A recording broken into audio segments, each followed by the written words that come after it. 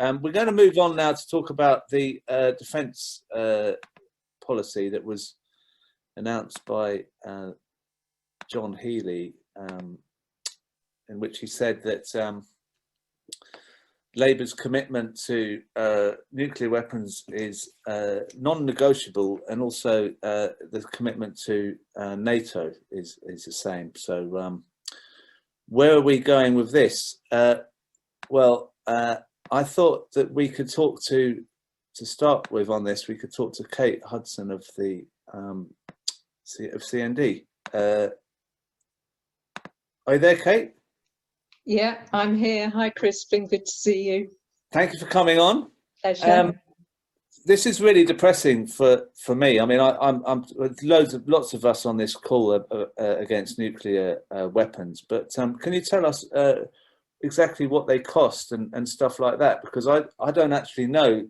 If we're talking about having a problem with the economy and we need to pay back whatever we've got to pay back, whatever it is, a nuclear weapon's just a ridiculous thing to do at this time. Well, we'd say they were ridiculous at any time, Crispin, but it's absolutely true. The whole pandemic thing, the need for spending on the National Health Service, for supporting people in jobs, for improving conditions, improving our societies and communities. It's never been more clear now what a waste of money Trident nuclear weapons are. The government trumpets them as some kind of great big security thing that's essential to our defence. But when it comes to the threats, the real threats we're facing today, like the pandemic, like climate change, like cyber warfare and all those new forms of threat, they're 20th century weapons, mid 20th century kit, and they do cost an arm and a leg. And the worst thing is that the government and the Labour Party, unfortunately, as you say, is really backing nuclear weapons, not only the existing ones which we've got, which is bad enough, but also building a whole new generation of nuclear weapons. This is what's called Trident replacement.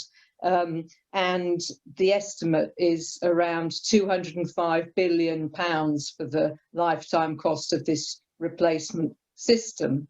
Shall I just say a little bit about what the system is? And yeah, please. Yeah.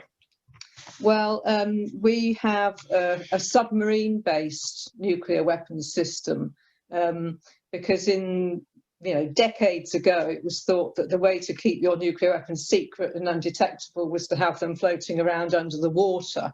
Well, maybe that was the case 50 or 60 years ago, but today with underwater drones, all those new types of technology, the idea that people don't know where they are, given how massive the subs are, is completely crazy. But on those submarines, we've got 4 of those submarines. On those subs are missiles. There's about 8 missiles, I think it is, on each submarine. On each missile, there are 5 warheads.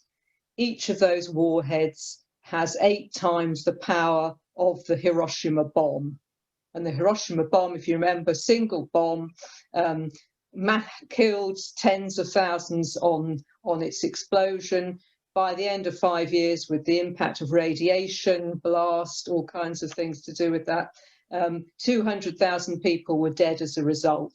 Okay, so if you calculate, it's not an exact science, but really it gives our submarine-based nuclear weapons a killing capacity of round about 320 million people. And of course, nuclear weapons, they're targeted on cities, dense population, so the catastrophic consequences are just terrible. These are weapons of mass destruction. So when I was seeing what John Healey said, I thought, how can he say that that kind of killing is non-negotiable when there are so many other ways in which our money could be spent to really keep us safe?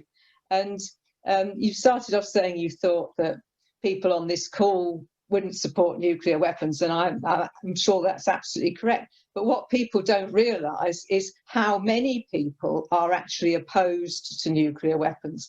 And we did a poll in January this year, because at the United Nations, they were voting in a new treaty to ban nuclear weapons. It's called the Treaty on the Prohibition of Nuclear Weapons. It's now international law. Our government said it won't sign up and so on. So we did a poll to see what people actually think of this in Britain.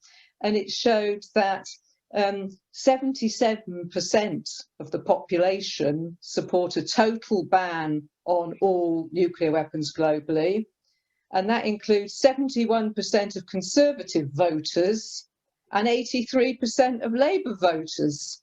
So when John Healey's saying this stuff about it's non-negotiable, who is he actually appealing to when the overwhelming majority of the electorate, in particular Labour voters, are opposed to nuclear weapons? You know, it doesn't make sense. It's like they're a bit stuck in a rut of thinking, oh, you have to look strong on defence. Well, you know, why are you spending loads of money on an almost obsolete system, really? So they're sort of out of date in their. I mean, they're not in touch with the public, and also the whole idea of spending that much money at this point in time. It just seems so implausible that they could make this announcement this week. Why do you think he?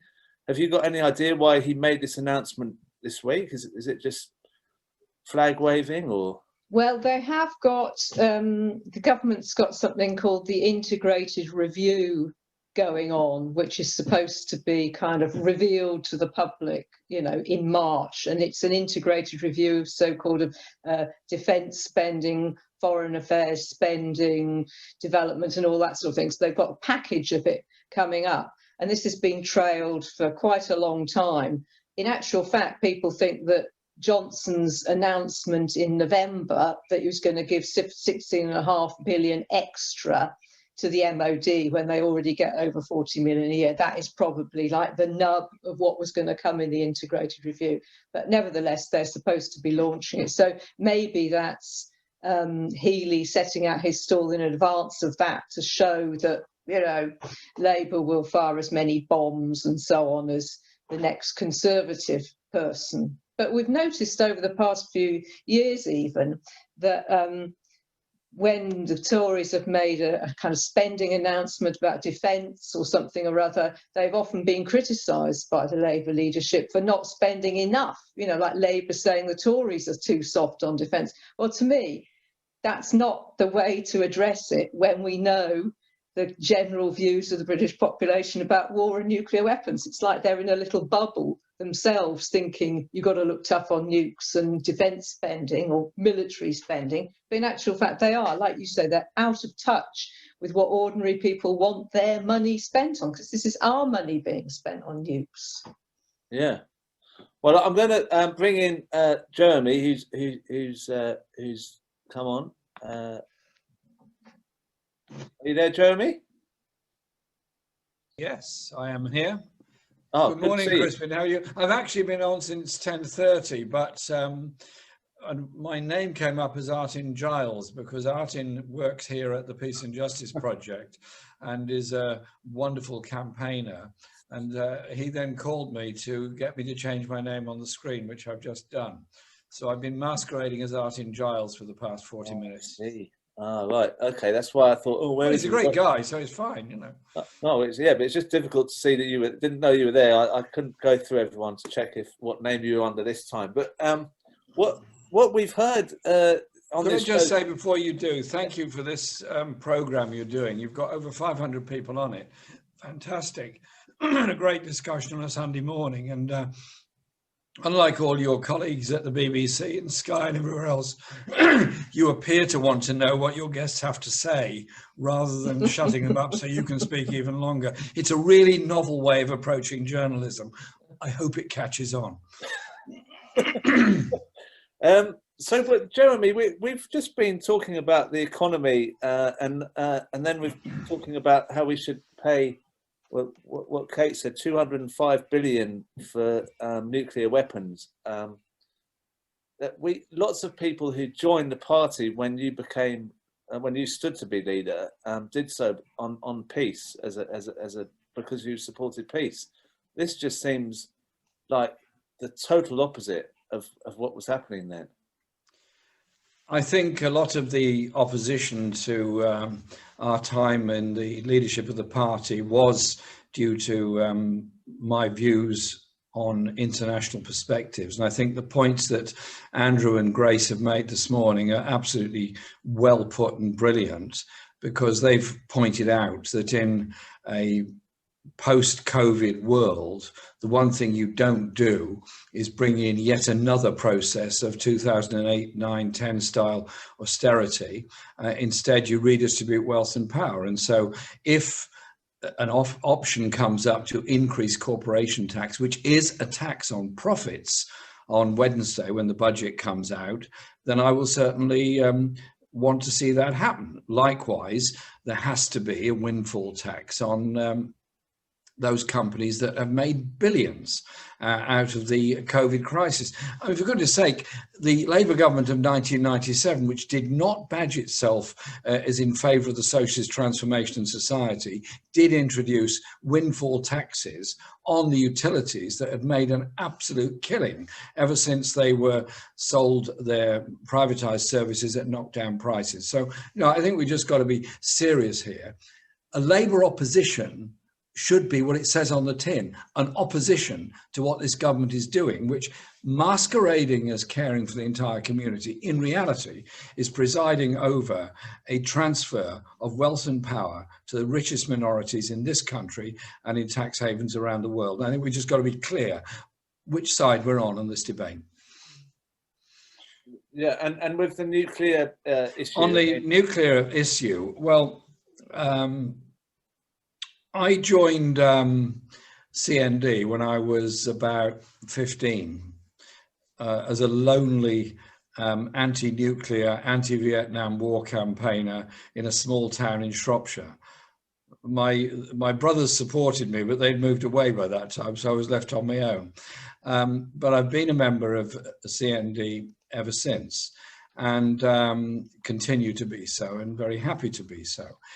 The options available now for moving to a non-nuclear world have never been greater. We've now got nuclear-free zones in Central Asia, Africa, Latin America, debates and discussions on nuclear-free, Arctic nuclear-free zone, and so on. We have the Nuclear Non-Proliferation Treaty, originally envisaged in 1968 by the Harold Wilson government, which faced both ways because it did have Polaris, but at the same time promoted the Nuclear Non-Proliferation Treaty, which gave a special status to the declared nuclear weapon states, but it said they had to take steps towards disarmament. I've attended a lot of NPT review conferences, and they're very interesting to go to and have those discussions. But the global ban idea, which Kate was talking about, is something that has absolutely taken off. The UN General Assembly has voted for it. 86 countries signed up for it and supported it. And I think, Kate will correct me if I'm wrong on the figures, but I think about 50 or 60 have already ratified it. Yeah. So it's really odd at this time when the government is undertaking a comprehensive review of defense, foreign policy and international development, to stake your claim saying something is non-negotiable. No policy is non-negotiable. Every policy is open to debate and discussion. And if it's non-negotiable, then is it a proposal that we leave the Nuclear Non-Proliferation Treaty, because that does have a treaty, thus legal requirement to take steps towards disarmament. And so I just think we're pointing in absolutely the wrong direction.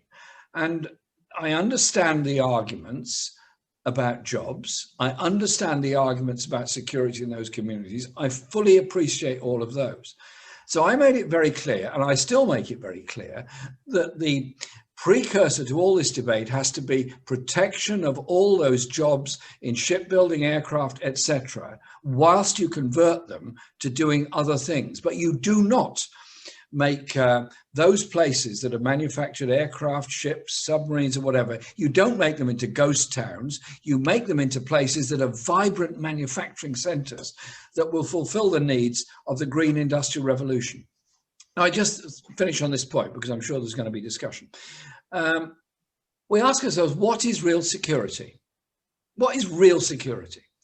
Real security surely is the ability to eat, the ability to get healthcare if you fall sick in any form, the ability to see your children educated, free, and the ability to have somewhere to live and a society where you can contribute and speak out. That is what real security is about. Insecurity is when you haven't got enough to eat, you've got nowhere to live, your kids have not got a school to go to, and you're frightened of the future because you're living in a refugee camp and you do not know what's going to happen to you. And there's 65 million people, fellow citizens of this planet, in that same situation. Had we won the election, and I did absolutely everything I could to win both those general elections that I was leading the party on, we would have had a comprehensive defence review. And that comprehensive review would have been on the issues of terrorism, would have been on the issues of cybersecurity, would have been on the issues of poverty in this country and around the world, and reconfiguring our expenditure on overseas aid and investment and debt reduction for the poorest countries in the world. In fact, you could stop all aid to every African country tomorrow and cancel their debt at the same time. They would be better off by the cancellation of debt as much as they would by any aid that might be provided by the West. So it's also about trade arrangements as well. And the last point I make about it is this. What is the greatest threat facing the world at the moment? The corona crisis has shown just how vulnerable we are to all of this. And Matt Rack, my great friend Matt Rack, General Secretary of the Fire Brigades Union, was called on behalf of the union to a meeting in 2008 to discuss security issues in Britain. And he went there assuming there was going to be all sorts of talk about terrorist threats, etc., etc., etc. And you know what? They said a real threat is a global pandemic of a novel virus. Why were we not then stockpiling PPE? Why were we then cutting hospital places? Why were we then making ourselves unprepared and insecure for this? And indeed, 14 months ago, when the World Health Organization said there was an epidemic, later upscaled to a pandemic, my demand on behalf of the opposition was to follow the World Health Organization and test in order to bring about some degree of isolation of those people that were initially suffering. And we could have had the same outcomes as New Zealand, South Korea, or elsewhere. But instead, we meandered into some nonsense about herd immunity, some crazy discussions from some crazy people. And then we've now had 500,000 people die where COVID is a part or a whole cause of their death. The absolute last thing is environment. Global warming is happening. Biodiversity is being destroyed. Air pollution is increasing. Water pollution is increasing. Sea pollution is increasing. All of those things are a threat to all life on Earth, not just human life, all life on Earth.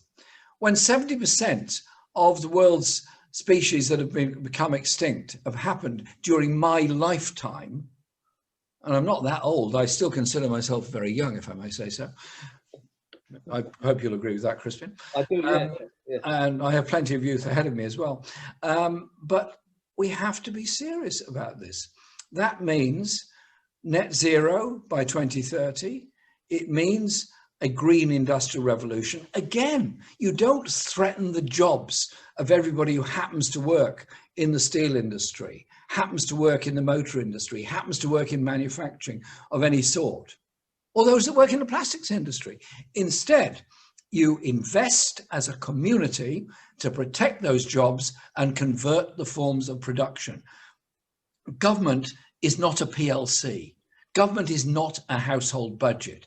Government is something that is a central part of our lives, and government should be working for the benefit of all of our lives. And so I think real security is environmental security, is health, is housing, is education, and that will help to bring about peace. It's denial of human rights, it's the pressure from the arms manufacturers and the arms trade, it's the pressure from all of those that brings about fears. Selling arms to Saudi Arabia has made a few people a vast amount of money, and it has turned Yemen into the greatest humanitarian catastrophe that faces the earth at the present time.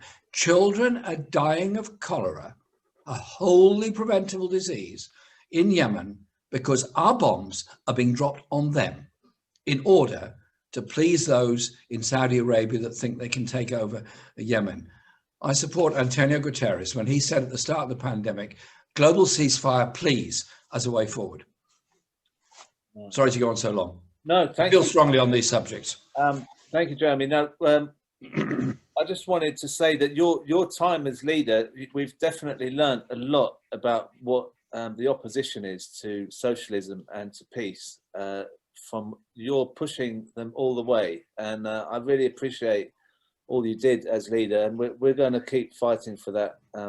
All the people on this call and all the people they talk to, and we'll keep plugging away, and we'll be talking about your peace and justice project as well, and hopefully you can come on and speak about that. Absolutely. I'll just in very briefly, we set the project up on January the 17th, so we are only just over a month old. We're coming into our third month of existence. 500,000 people came to the initial meeting on it.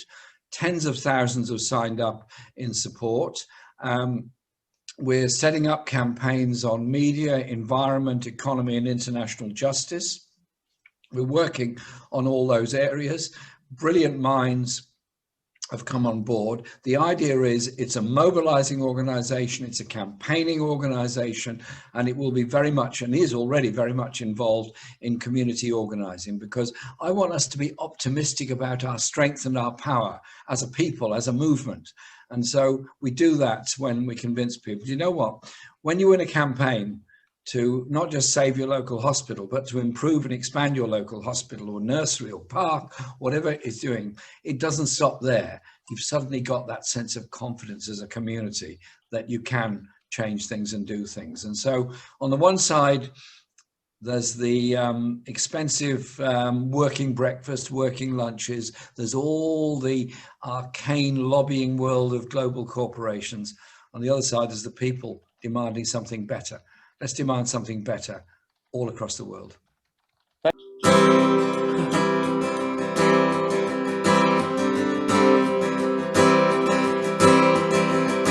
I dreamed I saw Joe Hill last night, alive as you and me. Says I, but Joe, you're 10 years dead. I never died, said he. I never died, said he. Yeah, but the copper bosses killed you, Joe. They shot you dead, says I. Takes more than guns to kill a man, says Joe.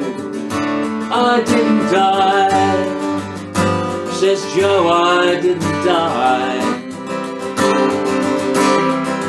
And he's standing there, as large as life, and smiling with his eyes. The part that the bullets couldn't kill went on to organize, went on to organize.